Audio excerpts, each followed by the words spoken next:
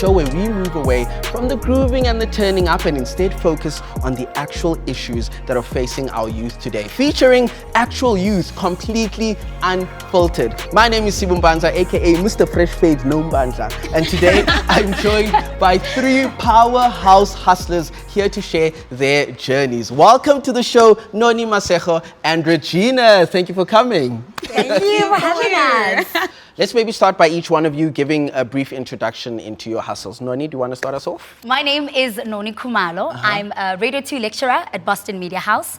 I'm a content producer for the Drive Time show on Y, and I'm a corporate MC. That's what I do. Wow. Yeah. Masejo? I'm even like, should I say this? My name is Masejo.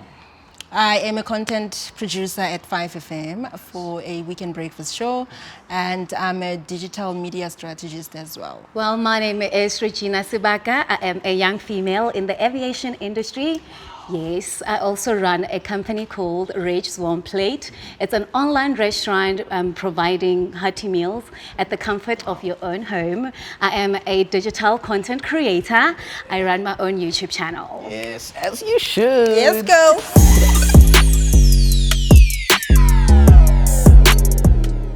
I have a side hustle. I'm selling tissues in my res. It's a side hustle that keeps me to fulfill my needs, besides from the money that I get from the bazaar. I had a side hustle actually in 2020 when 2020 started. My dad is a person that has always spoiled me with bags, and I'm like, okay, wherever he gets these bags, because they're very unique, let me start to sell. And in the beginning of the year, I started the business, had a whole social media, had a couple of customers, and then COVID happened and my side hustle died. So side hustle has been an option, but after COVID, then I just didn't get back to it.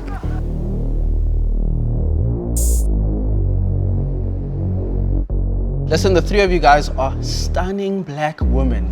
I need to know, when it comes to intersectionality, like your race, your class, your gender, how does that influence the opportunities you get or the challenges on the way? You know, we always look at people and we're like, yo, maybe if my family had money, you know, I'd do better. Things would be a lot easier for me. Oh, because I'm poor, things are a little bit difficult. And look, we can't avoid the fact that when you have less, some spaces become difficult for you to penetrate, right? But there are kids that have the privilege and are still not using it. Doing nothing, right? I like to use Durban Gogo as an example, right? How many Durban Gogos are there that are not taking whatever they have and working hard and becoming who she is today? It took hard work. We didn't know who her father was until quite late in her career, right? She didn't say, because I've got the resources and the connections, I'm going to use them to my advantage, right? In the same breath, if you don't have the resources, you need to fight for your life. You need to fight for your life. There are exceptions in the world. And I said, it's not that it's easy for you to make it if you don't have the resources, but we have the exceptions, the Siya Kolisis of this world. You too can become the exception. Because the thing about being passionate about what you love and what you do is that you don't give up. And what happens is, the longer you go, the more people lose fire. And then you end up being the last person standing. And that's when your break comes in.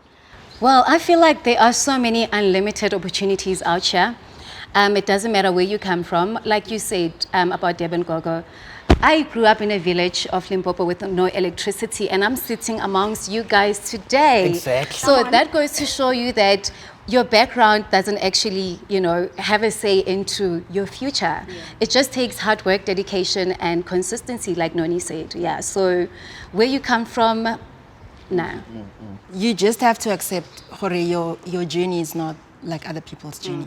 Unfortunately, here, life is not fair. There are people who will be like, listen, I got the job because I'm pretty.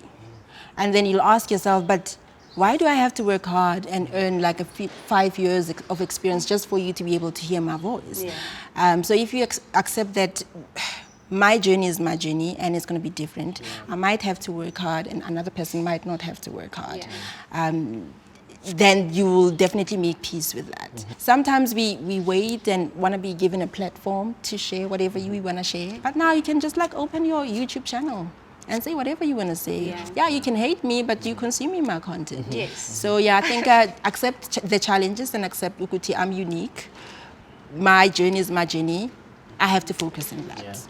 Regina, how important was mentorship in your journey, and what role do you think support systems help in making you who you are? Everybody needs to have a mentor, because some of us go into these industries, different industries or different departments, so clueless and not knowing what to do. But I also think that we have this narrow-minded idea of what a mentor is, I think, as young people. Say more. You feel like you want to go to someone and be like, can you please be my mentor? What is it that you are seeking from that person in that mentorship? Yes, you need a mentor that can sit you down, and when you have to make big decisions about your career, they take you through it. But I think also have mentorship where you're sitting and you're watching them work. Yes. And you are collecting the little tips about how to become great and who you should become. I agree. I mean, Oprah is my mentor, but she doesn't know.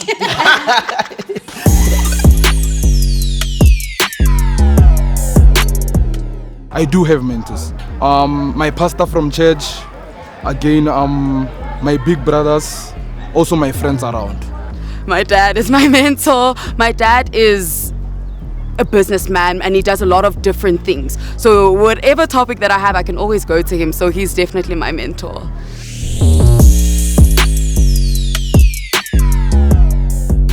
With that being said, how do you even find a mentor, Noni? How do you even start looking? Who do you look at?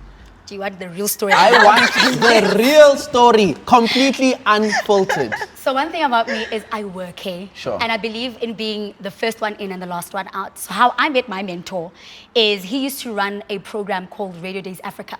But I didn't know who my mentor was. So I'd like to think that my mentor found me. Sure. So I would make sure that I arrive at this conference first, right? And then I leave last. So the first year, I didn't pick up who the responsible people are for this conference.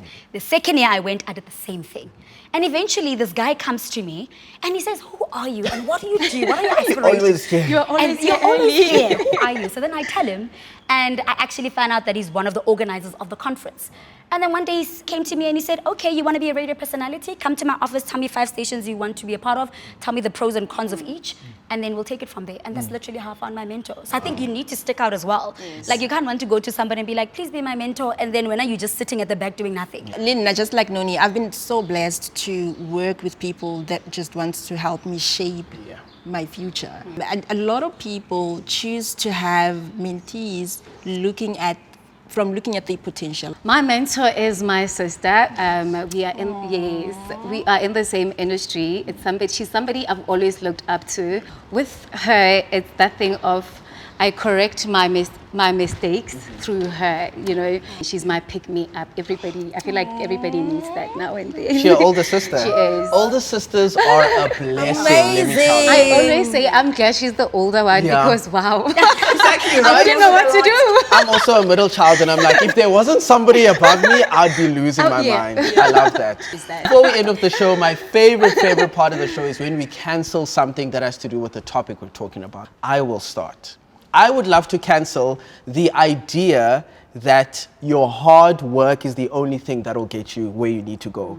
And it would be wonderful if the people who work the hardest are the people who make the most money and get the biggest houses and are able to help their families. But like we said earlier, life is a little bit unfair. True. So there's a lot of other factors. It's not just about working hard. I would like to cancel the mentality of people saying you are too old to change careers, you are too old to change your mind, you are too old to try again. You are never too old. I would like to cancel panicking. Don't think much about anything that you want to do. Go in there, believe in yourself, give it your best shot. You might fail, but the bottom line is you gave it your shot. True. I would like to cancel the idea that this industry is glamorous. Looking glamorous is only 20% of our reality. And you do be looking glam, I mean, we try. But it's a lot of hard work. Blood, sweat, and tears, rather.